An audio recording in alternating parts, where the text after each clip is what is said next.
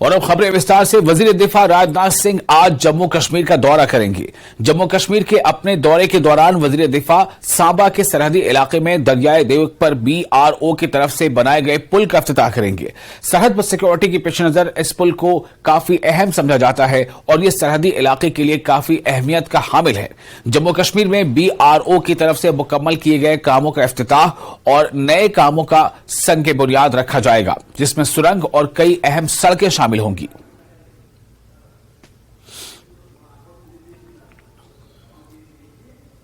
देश के रक्षा मंत्री राजनाथ सिंह कल जम्मू कश्मीर के दौरे पर होंगे और वो सांबा में देवक नदी पर बनाए गए BRO की तरफ से पुल का उद्घाटन करेंगे। हम उसी जगह मौजूद हैं, आप देख सकते हैं यहाँ पर BRO की तरफ से जो तैयारियां हैं वो पूरी कर ली हैं। कल यहाँ पर पहुंचे के देश के रक्षा मंत्री, खासकर आपको बताते चले ये बिल्कुल बॉर्डर का इलाका है सांबा सेक्टर का। और मेरे पीछे आप देख सकते हैं इस ब्रिज को जो है BRO की तरफ से बनाया गया है और 23 करोड़ की लागत से इस ब्रिज को बनाया गया है और 422 मीटर लंबी इसकी लेंथ है। और लगातार अगर हम बात करें तो सुरक्षा के लिहाजे से ये अहम ब्रिज माना जा रहा है। और इसी तरह कई और जो ब्रिज है वो और कई टनल्स जो है वो जम्मू कश्मीर में जो बनाई गई हैं, जहां बनने जा रही हैं, उनका शिलान्यास जो है वो राजनाथ सिंह रक्षा मंत्री जो अपने हाथों से करेंगे और यहीं से करेंगे। और मैं इस वक्त आपको ये भी तस्वीरें दिखाना चाहता हूँ।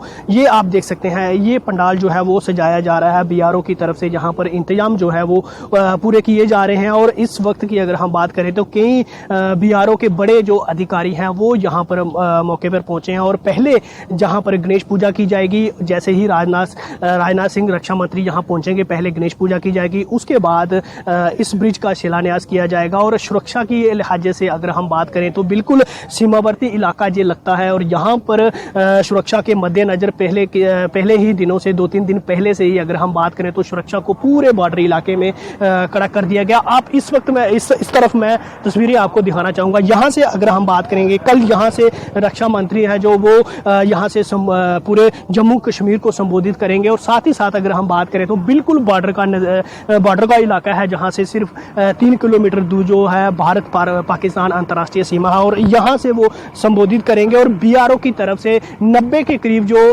काम जो जम्मू कश्मीर में किए गए हैं, जहाँ कई कामों का वो शिलान्यास रखेंगे और कई कामों का वो उद्घाटन करेंगे, जिसमें कई बीच में टनल होगी, अहम रोड होंगे जो सीमा के साथ टच करते होंगे। न्यूज़ 18 जम्मू कश्मीर के लिए सांबा से मैं श्याम सुंदर।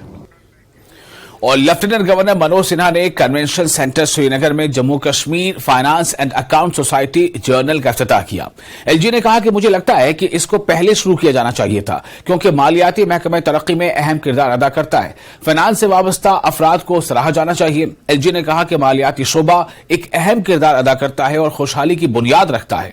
जम्मू कश्मीर में अब काफी तब्दीली देखने को मिल रही है। पहले यहां कोई शफाफियत नहीं थी। पहले अफसरान ने आम लोगों को तकलीफ में डाल रखा था और लोग उन अफसरान से तंग थे, लेकिन अब जम्मू कश्मीर में शफाफियत है और बिला ताखीर काम हो रहा है।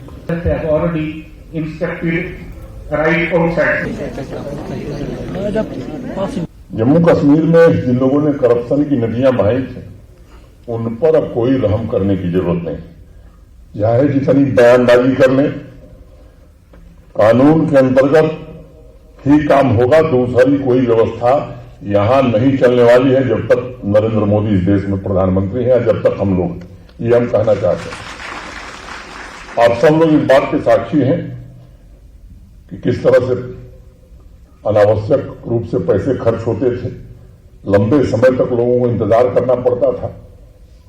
आदत थी कि प्रोजेक्ट आज शुरू हो रही है, समाप्त कब होगी कभी दिखाई नहीं जाता था, बार बार कहने के बावजूद। अब धीरे धीरे उस दिशा में हम लोग आगे बढ़ रहे हैं। इंफ्रास्ट्रक्चर के नाम पर अनेक तरह के खेल हुए। इस कैंसर को आप सबने समाप्त किया है। मैं आप सबको हृदय से बधाई देना चाहता हूं। और अध्यक्ष महोदय ने कुछ बातें अपने कैडर की कही है। मैं संतोष वैद्या अच्छे अफसर हैं, मैं उम्मीद करता हूं कि जल्दी क्या बेहतर समाधान हो सकता है इस तरह काम करके रिपोर्ट देंगे। मुझे लगता है कि अब इन किंवदंतियों से इस टेक्नोलॉजी के युग में हमें बाहर बहुत कुछ हमने ठीक कर लिया है। और मुझे लगता है कि एक बात का ध्यान रखना कि हमारा हर फैसला अनेक लोगों के जीवन को प्रभावित करता है। जम्मू कश्मीर के ट्रांसफॉर्मेशन के असली हकदार आप लोग हैं, ये बात मुझे कहने में कोई संकोच नहीं है। आप सबने जो मेहनत की है उसका परिणाम है कि आज जम्मू कश्मीर यानी आपका बड़ा योगदान है इसमें कि एक बेहतरीन यूनियन टेरिटरी की तरह पूरे देश में अपनी पहचान बना सका है। फिर से एक बार, और जो हमारे नए ऑफिसर्स आए हैं उनका मैं स्वागत करता हूं, उनके उज्जवल भविष्य की कामना करता हूं। और एक बात, परिवर्तन जो शब्द है वो प्रथम पुरुष एक वचन का शब्द है, ये बात बराबर ध्यान में रखनी। फर्स्ट पर्सन सिंगुलर नंबर आई, लंबा लंबा भाषण करना और अपने सब वो गड़बड़ करना, वो कभी परिवर्तन नहीं कर सकते, चेंज नहीं कर सकते। इसलिए जो हम कहते हैं कम से कम वो करने की भी कोशिश करें तो बड़ा से बड़ा काम हम कर सकते हैं। यही बात कहते हुए मैं आप सबको हृदय से धन्यवाद देते हुए मैं अपनी बात। और वहीं एलजी मनोज सिन्हा का कहना है कि हमने 16,000 करोड़ रुपए का दिफाई सामान बरामद किया है। Manoj Sinha North Tech Symposium में शिरकत के मौके पर ये बात कह रहे थे। एलजी ने इस किस्म के सिंपोजियम को वक्त की अहम जरूरत करार दिया। आयोजित मैं समझता हूं कि ये पहली बार इस तरह का आयोजन हुआ। वैसे तो नाम इसका 15th है, लेकिन एकेडमिया और मैन्युफैक्चरर के साथ मिलकर के ये पहला आयोजन है। स्वाभाविक रूप से अभी स्टॉल्स को हम लोगों ने विजिट किया है और मैं कह सकता हूं कि हमारे देश में युवा प्रतिभा की कमी नहीं है। एक बहुत सराहनीय निर्णय भारत सरकार ने किया, क्योंकि दुनिया के सबसे बड़े इंपोर्टर देश हम डिफेंस इक्विपमेंट के हो गए और कुछ लोग को तर्क देते थे कि साहब एफडीआई नहीं परमिट करना चाहिए। बाहर से हम एफडीआई वाला ही सामान खरीदते थे और अपने देश के मैन्युफैक्चरर्स एफडीआई ले आकर के मैन्युफैक्चरिंग करें उस पर प्रतिबंध लगाते थे। मुझे लगता है कि एक अच्छा निर्णय हुआ है और 62, 65, 71 और 99 4 युद्ध देश ने लड़े और जिस तरह से वारफेयर बदल रहा है, जिस तरह से टेक्नोलॉजी आगे बढ़ रही है, मुझे लगता है कि ये समय की आवश्यकता थी कि हमारा देश भी इस तरह के निर्णय ले। और जो लक्ष्य रखा है माननीय प्रधानमंत्री जी ने, रक्षा मंत्री जी ने, कि 2027 तक 70% आत्मनिर्भरता भारत को इस क्षेत्र में मिलेगी। आप सबका भी एक दायित्व मैं समझता हूँ, ये भावना देश के नागरिकों में भी आवे। स्वाभाविक रूप से हमारे देश में आर्मी के प्रति या फोर्सेस के प्रति सम्मान बहुत है और इंडियन आर्मी एक ऐसी फोर्स है जिसने कभी किसी विवाद से अपना वास्ता नहीं रखा, केवल देश की रक्षा में ही अपने प्राण से जुटे रहे। मैं उम्मीद करता हूँ कि आने वाले 4-5 साल में अच्छे इक्विपमेंट्स के साथ और जो मॉडर्न वॉरफेयर होने वाला है उस भारतीय सेना पूरी तरह से तैयार होगी। और मैं अपने मैन्युफैक्चरर्स एसोसिएशन को भी बधाई देना चाहता हूँ। एकेडमिया के भी लोग जुड़ गए हैं, एक अच्छा वातावरण बना है, निश्चित रूप से हम इसमें सफल होंगे। और वहीं लद्दाख के lieutenant governor retired brigadier BD Mishra ने फिर साफ कर दिया है कि लद्दाख के इलाके में चीन ने 1 इंच भी जमीन पर कब्जा नहीं किया है। उन्होंने कहा कि जदीद तरीन टेक्नोलॉजी का सामान LAC पर तैनात किया जाएगा। वो जम्मू में नॉर्थ टेक सिंपोजियम में शिरकत के मौके पर मीडिया से बात कर रहे थे। with any design to have a foothold here, and I think all this credit goes to our great leader Shri Narendra Modi. So do you think all these new technologies that will be incorporated along the line of actual control? That is the aim. It is being done for that. It is being done for that. Let me tell you, when I got my commission 1961, when I joined my battalion, in my battalion that time there was nothing indigenous. Our rifles were 303 made in Buckingham small arms. Our vehicles were Dodge, Ford and all that. Even the watch which I got, that was made in Switzerland. There was nothing which was indigenous. And today, there is nothing which is foreign. Sir, recently Congress leader Rahul Gandhi, visited Ladakh and he claimed that a large portion of land of Ladakh has been occupied by China. I wouldn't comment on anybody's statement, but I will say what is fact, because I have seen myself. There's not even 1 square inch of land which Chinese have occupied, and all our troops, whatsoever might have happened in 1962, that's immaterial after that. But today, we are in occupation of our land to the last inch. Sir, what do you have to say to these leaders who are portraying a very gloomy picture? They are not buying the argument what has been given by the armed forces and acting as spokesperson for China. I wouldn't say anything about that, but I will make a statement of fact. The statement of fact is that our armed forces, they are prepared for any eventuality, and God forbid, if the balloon goes up, people will get bloody nose. और फिलहाल एक छोटा सा break लेते हैं। Break के बाद खबरों का सिलसिला जारी रहेगा।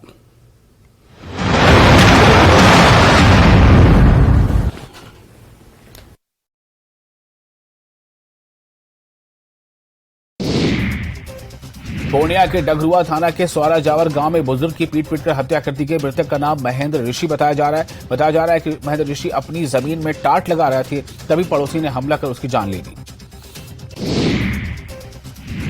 सीवान में महावीरी अखाड़े के दौरान विवाद हो गया, जिसमें एक युवक की चाकू मारकर हत्या कर दी गई। घटना शहर के मुख्य इलाके पटेल चौक की है। नवादा में एक युवक को चाकू मारकर लूट की घटना को अंजाम दिया गया है। घटना वारसलीगंज थाना क्षेत्र के बसोचक नहर के पास की है। युवक से मोबाइल और कैश लूट लिए गए। पटना में नशे का धंधा जारी है। नशे के सामानों की तस्करी का धंधा थमने का नाम नहीं ले रहा है। पुलिस ने गांजे की तस्करी के आरोप में पुलिस ने एक शख्स को गिरफ्तार किया है। गया में उत्पाद विभाग की टीम ने छापेमारी की और एक कार से 110 किलो गांजा बरामद किया। वहीं मौके से 2 तस्कर को गिरफ्तार भी किया गया है। भागलपुर के मुरली गांव से 2 बच्चे की मां प्रेमी के साथ फरार हो गई। महिला घर से आधार कार्ड बनवाने के बहाने निकली थी। महिला के पति ने थाने में आवेदन दिया है। पुलिस फरार महिला की तलाश कर रही है।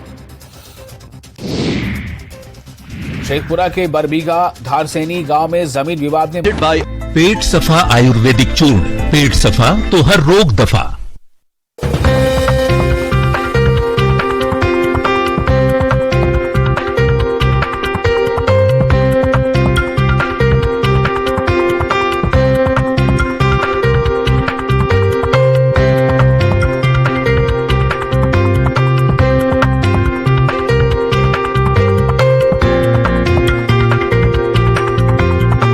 Presented by पेट सफा आयुर्वेदिक चूर्ण, पेट सफा तो हर रोग दफा।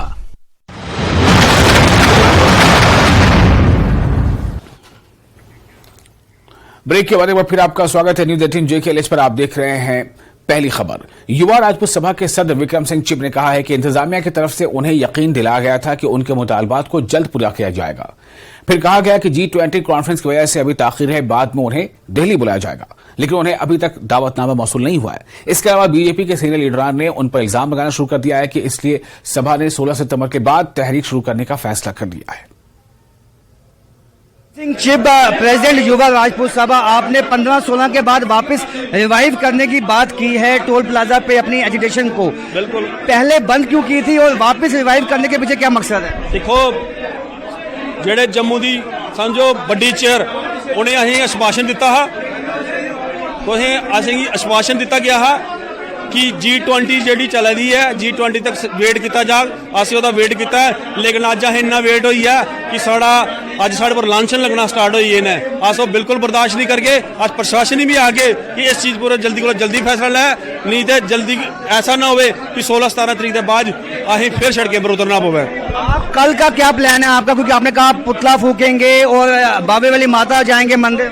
मैं पहले आखिर कविंदर गुप्ता रही कि अज माफी मंगी लैन, नहीं तो कल कविंदर गुप्ता का पुतला भी फगवाना है। और असें कल एक रैली के टाइप असें कठुआ जाने का प्लान बनाया है। उस असें रैली टाइप तो कठुआ जाना लोगों की जागरूक करने वास्ते। अगर माफी मंगते तो पहले कल घर आवेंगे घर का, वो बाकी देखिए। कोर्ट में भी आपने कहा ले जाने की बात की है। बिल्कुल, अगर माफी नहीं मंगी गई तो अस लीगल तरीके से भी नहीं हर जगह किसी डिगे। तो अगर माफी नहीं मांगी जाती है कविंदर गुप्ता जो कि फॉर्मर डिप्टी CM उनकी तरफ से, तो कल से उनके घर का घेराव होगा, ये कहना है युवा राजपूत सभा का। और अपनी एजिटेशन टोल प्लाजा के लिए 15-16 तारीख के बाद उसकी शुरुआत होगी। कैमरामैन चांद के साथ राजन वैद, न्यूज़ 18। तो दरअसल युवा राजपूत सभा ने जो कहा था कि अगर माफी नहीं मांगेंगे तो कल से, यानी उनका कहना था कि आज से वो कविंदर गुप्ता के घर का घेराव करेंगे। लेकिन अब सवाल ये पैदा होता है कि कविंदर गुप्ता का कहना क्या है, ये भी जानना जरूरी है।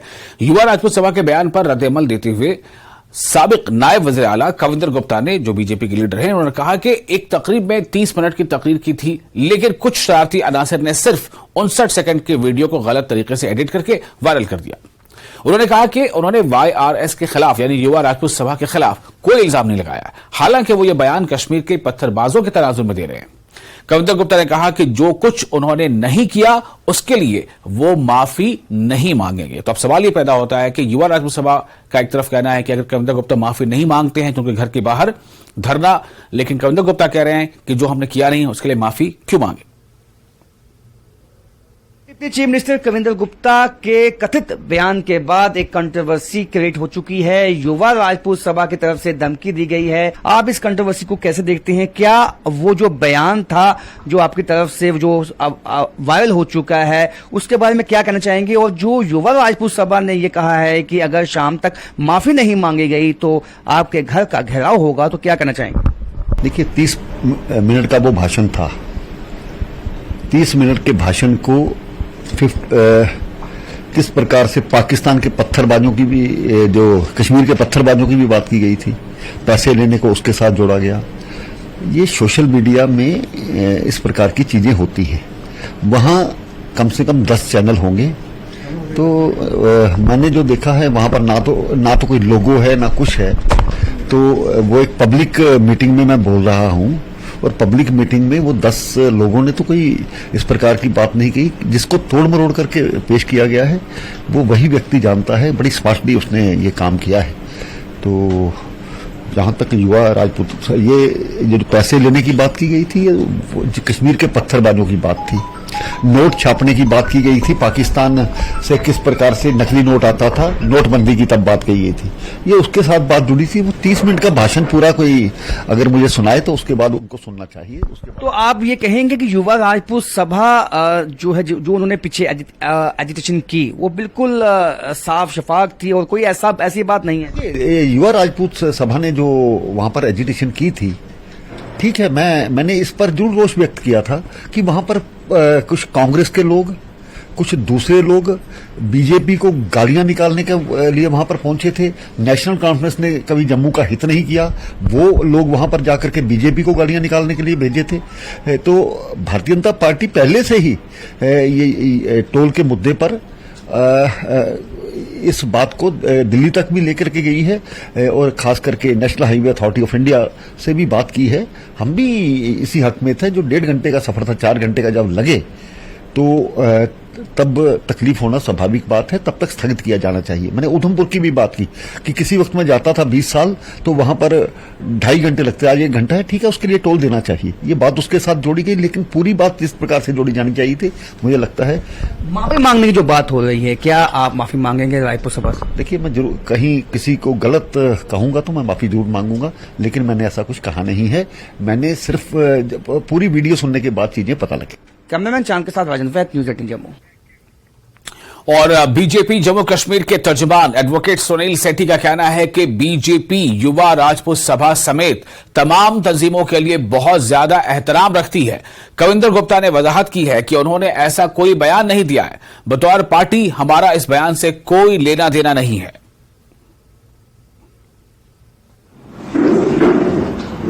साथियों, सोशल मीडिया पे एक वीडियो की क्लिपिंग जो है वो वायरल की जा रही है और कंट्रोवर्सी कोशिश की जा रही है खड़ी करने की।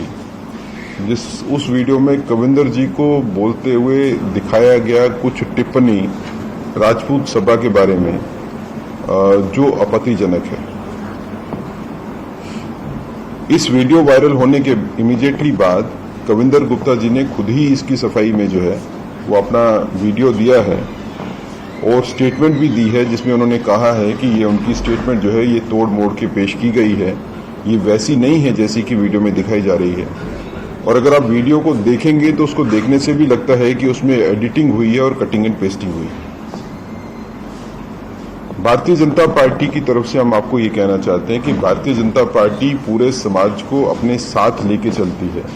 हम समाज के सभी संस्थाओं को, सभी सभाओं को अपने साथ रखते हैं और हम उनका आदर और सम्मान करते हैं। जहां तक युवा राजपूत सभा की बात है तो युवा राजपूत सभा पब्लिक के इश्यूज को रेज करती है और भारतीय जनता पार्टी ये समझती है कि जो भी पब्लिक के इश्यूज को रेज करता है उसका सम्मान होना चाहिए। युवा राजपूत सभा भारतीय जनता पार्टी से कोई दूर नहीं है। युवा राजपूत सभा के भी बड़े लीडर्स जो हैं वो भारतीय जनता पार्टी के साथ वाबस्ता हैं, ताल्लुक रखते हैं। हमारे ही भाई और बच्चे हैं जो युवा राजपूत सभा के नाम के ऊपर जो है वो पब्लिक के इश्यूज उठाते हैं। यूथ कांग्रेस के ऑल इंडिया सदर श्रीनिवास बीवी ने मोदी की क़यादत वाली यानी वज़ीर आज़म नरेंद्र मोदी की क़यादत वाली हुकूमत को तमाम महाजों पर नाकाम करार देते हुए सरकार को निशाना बनाया है। उन्होंने कहा कि मुल्क में खासतौर पर नौजवान बेरोजगारी के संगीन मसले की वजह से नाराज हैं। उन्होंने कहा कि हुकूमत के पास गरीबों के लिए कोई एजेंडा नहीं है। उन्होंने यह भी दावा किया कि इंडिया इत्तेहाद आने वाले वक्त में एनडीए को शिकस्त देने वाला है। G20 पर उन्होंने कहा कि इससे मोदी क़यादत वाली हुकूमत को सियासी तौर पर कोई फायदा नहीं होने वाला। कर्नाटक के बारे पर उन्होंने जेडीएस को यह कहते हुए निशाना बनाया कि इस पार्टी के लीडरों में कोई अखलाकियात नहीं है। मेरे साथ इस वक्त बात करने के लिए है बीवी श्रीनिवास, ये नेशनल प्रेसिडेंट है ऑल इंडिया यूथ कांग्रेस के। जम्मू आए आप और बहुत ही जबरदस्त आपका खैर मकदम हुआ, वेलकम हुआ। ये बताइए पहले कि आप टूर करते हैं, पूरे इंडिया में घूमते हैं, क्या क्या आवाज आ रही है खासकर यूथ के बारे में? सबसे पहले ये जानना हो क्या इश्यूज हैं यूथ के और जो आपको लगता है कि पिछले 9 साल में उनके एड्रेस नहीं हुए? देखिए, क्लियर एक साफ साफ बात है, इस देश में बीजेपी मोदी सरकार ने किसी के साथ विश्वासघात किया है। इस देश का युवा के साथ विश्वासघात करने का काम किया है। उनके इतने बड़े बड़े सपना दिखाया, ये एक भी पूरा नहीं कर पाया। जो अच्छे दिन का बात हो, 2 करोड़ का नौकरी का बात हो और तमाम ऐसे बातें बोले, एक भी पूरा नहीं कर पाया। तो कांग्रेस पार्टी जो अभी कर्नाटक हो, राजस्थान हो, छत्तीसगढ़ हो, हिमाचल हो, आप देख सकते हैं जो कांग्रेस सरकार ने जो बोला है वो काम इम्प्लीमेंट करने का काम करता है। हम काम करने में विश्वास रखते हैं, वो लोग बोलने में विश्वास करता है, नया नया चीजें लेके आता है। 9 साल दिया तो कोई इन लोगों का विजनरी काम नहीं है। आपस में लड़ाना, मणिपुर इस देश में है। मणिपुर में एक बार 5 महीने हो रहा है। 1 मिनट का काम है, बैठ के उसको दोनों कम्युनिटी के साथ बैठ के, मेती हो, कुकी हो, वहां का लीडर्स के साथ बैठ के सॉल्व करने का था, वो नहीं कर पा रहे हैं। अभी एटलीस्ट G20 खत्म हो गया, अभी कब जाएगा मैं भी पूछ रहा हूं। और ये युवा को जो आप लोग ने इतने बड़ा आश्वासन दिया वो कब पूरा कर पा रहे हैं बताना चाहिए। तो आने वाले 5 राज्य में इसको समझ में आ गया, बीजेपी कहीं दूर दूर तक नहीं जीत रहा है। इसीलिए नया नया जो फंडा लेके आ रहे हैं, 1 मैन 1 नेशन, ये तमाम इस तरीके का गुमराने के अलावा और कुछ नहीं है इनके पास। अभी जनता इनको कर्नाटक के चुनाव के बाद और भारत जोड़ो यात्रा के बाद इनको ये कितना भी इनके पास झूठ बचे थे सारे इन लोग ने भेज दिया है। झूठ को भी शर्म आने लगा। और आईआईटी जम्मू में नॉर्थ टेक सिंपोजियम का इनेकाद किया गया। Vice chief of army staff lieutenant general MVS Kumar ने इसका इफ्तिताह किया। इस मौके पर GOC शुमाली command lieutenant general Upendra Dwivedi भी मौजूद रहे। आईआईटी जम्मू का स्टाफ और पूरा तलबा है वो भी इसमें हिस्सा ले रहे हैं। इस सिंपोजियम के लिए 180 सनती शराकतदारों ने इंदराज कराया है। इस मौके पर vice chief of army staff ने कहा कि टेक्नोलॉजी की अहमियत बढ़ रही है। टेक्नोलॉजी एक ऑप्शन नहीं बल्कि जरूरत है। शुमाली कमांड और IIT जम्मू के दरमियान ताउन फौज और तालीमी इदारों की एक अच्छी मिसाल है। इस पहल का मकसद नए स्टार्टअप्स के लिए एक प्लेटफॉर्म मुहैया कराना चाहिए। इसका मकसद शुरा के तकनीकी इल्म की बुनियादों को बढ़ाना है। इन्होंने कहा कि हिंदुस्तान की दिफाई बरामदात में इजाफा हुआ है। टेक्नोलॉजी का इस्तेमाल माहौल दोस्त अंदाज में किया जाना चाहिए। Institutions like IIT Jammu are hubs of innovation where the brightest young minds are nurtured and guided to push the boundaries of what is possible. The main objective of the Northern Tech Symposium 2023 is to augment technological knowledge base of participants and acquaint them with state-of-the-art technologies and commercially off-the-shelf solutions, or the COTS as we say, available in the defense sector. It is with the underlying aim to create awareness of contemporary technologies and hardware solutions available with Indian defense manufacturers under Atmanirbharata to meet ever-evolving dynamics in Northern Command with indigenous, innovative and future-proof technologies. The armed forces, in keeping with the initiatives of the Government of India, are committed to provide the necessary push and impetus to our defense manufacturers. The fact that India's defense exports have risen to an all-time high and that foreign governments are keen to procuring Indian weapons and systems amply establishes the potential that indigenous defense sector holds. The event is expected to enable greater engagements with Indian private sector, R&D organizations, giving an impetus to Atmanirbhar Bharat campaign. The concept of integrated warfare, where the Army, Navy, Air Force and other branches of the armed forces work seamlessly together, is essential in today's complex security environment. We must leverage technology to enhance interoperability and coordination among our forces. Furthermore, the defense sector is not immune to the broader challenges of sustainability and environmental impact. We must seek solutions that not only bolster our national security but also mitigate the environmental footprint